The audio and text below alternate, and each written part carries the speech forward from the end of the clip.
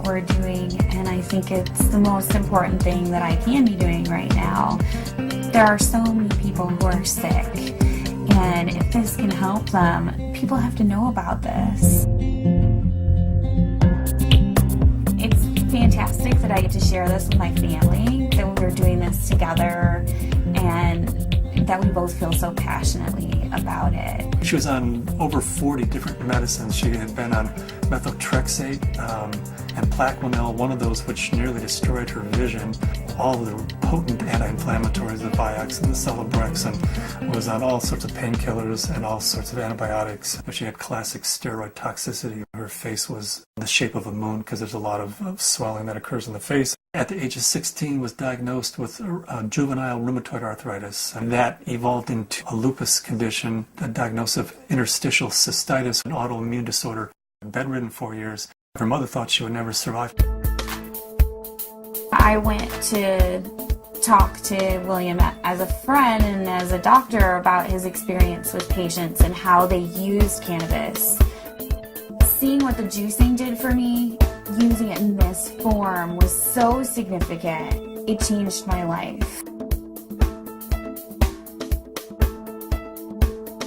About 4 to 6 weeks after I started on juicing every day, I had no more back pain. I didn't need pain pills. I felt the best I ever had. A lot of people think cannabis and pot are not medicine. I had stumbled on an article in Scientific American, December 2004.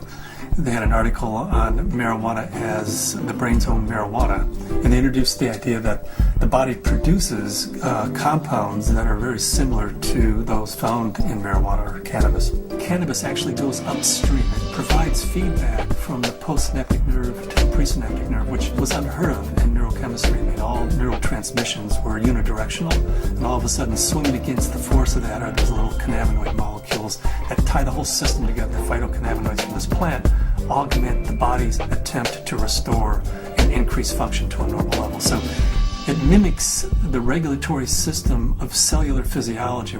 And recently the Food and Drug Administration has approved of CBD, which is a cannabinoid like THC, one of 80 cannabinoids. The federal patent compares vitamin C, vitamin E, and CBD, or cannabidiol. CBD turns out to be more potent than either of those two. The thing that I warn my patients of is, if you're going to be juicing this flower and this leaf, and you're going to be doing this high-dose, non-psychoactive cannabinoid dietary approach, please do not heat it. When you heat cannabis, you make it psychoactive, which for a large part of the community, the psychoactivity of a plant is a measure of its medical quality. But it's really quite the inverse. If you heat or age cannabis in any way, you're destroying some of the medicinal properties of it. To use the plant effectively, we have to use it the way it evolved over 34 million years, which is raw. Because when it's raw, the THC is bound up as THC acid. It requires aging, drying, so as a hunter-gatherer, we gather this plant and we notice, wow, as this plant ages, it changes character and suddenly has a psychoactive effect. I think that's the most exciting area of cannabis research, is looking at non-psychoactive cannabinoids. Because if you do heat it, you'll decarboxylate the THC acid, and you're going to have 600 milligrams of THC acid with the CBD acid. You would be unconscious probably for the better part of the week. Between heating the plant, whether that's in a sucker, a cookie, a baked good, a butter, vaporized, smoked, all of those techniques convert THC acid, which is non-psychoactive, into THC and provide you with that 10 milligram dose. But if you eat the plant raw, then THC acid is the way it's found in the plant. It's not psychoactive. The juicing allows you to get up to the 500 to 600 milligrams, which is 60 times more than you could tolerate if it was heated. This treatment is not psychoactive. People don't have to be stoned when they take it. They can take it and go to work. They can take it and play with their kids. It's hard for me to understand laws against something like green leaf therapy and to think that prednisone is legal. We're still fighting the stigma of marijuana back from the 20s, 30s, 40s, 50s. I was a prosecutor for 8 years in Mendocino County, so I know it from both as a defense attorney and as a prosecutor. The 1972 Controlled Substances Act said that marijuana has no medical value whatsoever. The federal government has a patent on its medical properties. The Food and Drug Administration has approved it as investigative new drug. I have not found the United States to be very open about cannabis research. In order to print an article in a peer-reviewed journal, you have to use cannabis that they have certified for your study. And there are physicians who have waited 3, 4, 5, 6 years, some even longer than that, to just get a sample. The federal government's been kind of schizophrenic in the way it looks at marijuana. It says it has no medical value under that act, but at the same time, the federal government has been funding research in marijuana for years, for decades. And they've even patented certain strains of marijuana because they recognize it has that medical value. The California Narcotic Officers Association does not believe in medical marijuana. They believe it's all a big scam, and that's how they train law enforcement officers. Law enforcement is allowed to take a percentage of all assets that are forfeited and seized under the state and federal asset forfeiture law. So it takes the really enlightened and compassionate law enforcement officer to recognize that these medical marijuana laws are designed to protect patients. I was trained when someone had marijuana, you took them to jail. There wasn't a medicine use for marijuana. It's an illegal substance, and people went to jail for it. In 1996, California took a huge leap. I didn't support Proposition 215 because of the education I had, the experience I had, and what I had seen through the illegal marijuana gardens that I had seen throughout my career. Since 1996, I have changed my opinion somewhat. I believe there is a very clear medicinal use for marijuana. That being said, I believe that there are a large percentage of people who use marijuana as an excuse to either make profits or for recreational. The people who use marijuana for the true intended use that the voters passed, medicinal, I'll do everything I can to support their rights. There's many more things that law enforcement can be focused on than medicinal marijuana. And I don't want to give the impression at all that I support people who are growing marijuana for medical purposes 364 days of the year, and then one day a year they make a big sale for a couple $100,000, and they're a commercial seller that one day of the year. They're the people who are causing problems for the people who really and truly need and can use medical marijuana.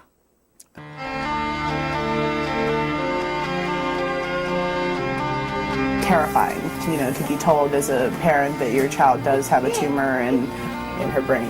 It took 24 hours in the operating room. They gave us a 10% chance of survival with treatment. The Oakland Children's Hospital, where they called me and they said they had a baby who they were discharging home. This baby had completed all treatment that would be useful for it, had a brain tumor, had surgery, had radiation and chemo, and the tumors were still growing and still multiplying, and therefore they said to the parents, just take this baby home and make it comfortable, because there's nothing more that we know that will help its condition. Started to accept to the point where the illness had taken her and us, and try and find some acceptance. A month went by and I got in contact with the family, and they said, well, we just came back from Children's Hospital. They did a CAT scan. The tumors have shrunk and there are fewer of them. And they said, I'll tell you what we've been doing. We've been juicing the fan leaves of the marijuana plant and giving our baby a shot glass of this juice every day. This is like this wonderful hospice story. She is no longer on hospice. I brought the oxygen concentrator back. It's just one of those wonderful success stories. The plant is a pretty amazing plant because it appears that the juice of this plant is saving this baby's life. Here we have something that can really change people's lives. I mean, I was laying in bed, catheterized, thinking that physicians were just trying to make me comfortable. They really didn't think that there was anything more that they could do, and that I may not live to be 30, which I am now. That was the best I could hope for.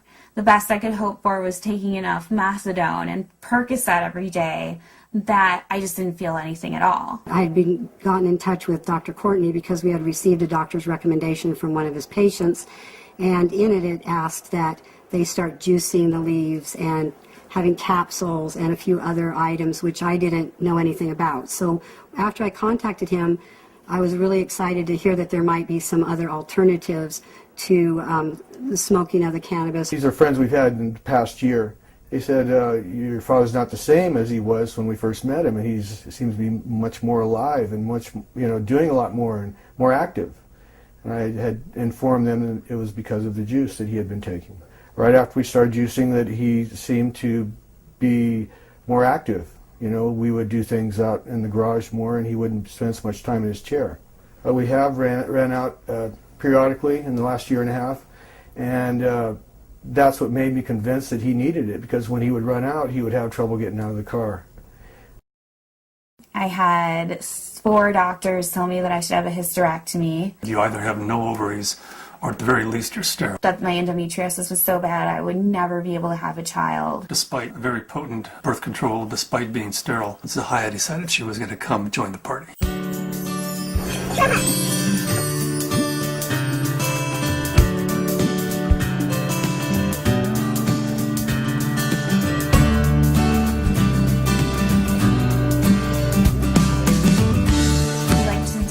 Ourselves by being extremely scientific, and people know that if they're going to come to us, they're going to have to go through a lot of hoops, but they're also going to get the most up-to-date scientific knowledge on this subject, and they're going to see a physician who's an expert in the field of non-psychoactive cannabinoids, and there are plenty of people that want that and are looking for that. We opened our 5th office in Luxembourg. Their government is really sympathetic and open. There's an international group studying autism and CBD in Luxembourg. There's a physician there who's writing cannabis scripts who's also a senator, and we've been working with him, Senator Columbera. The government may be actually funding experiments in a research center using cannabis, in large part because of Dr. Courtney's work with non-psychoactive cannabinoids and Senator Columbera's work with cancer patients. There are now facilities for testing plants, and there's been more progress made in the last 5 to 6 months. A new strain in from Spain called Cannatonic, 6.9% CBD. That's a 700% increase over Northern Lights, which is our previous high producer.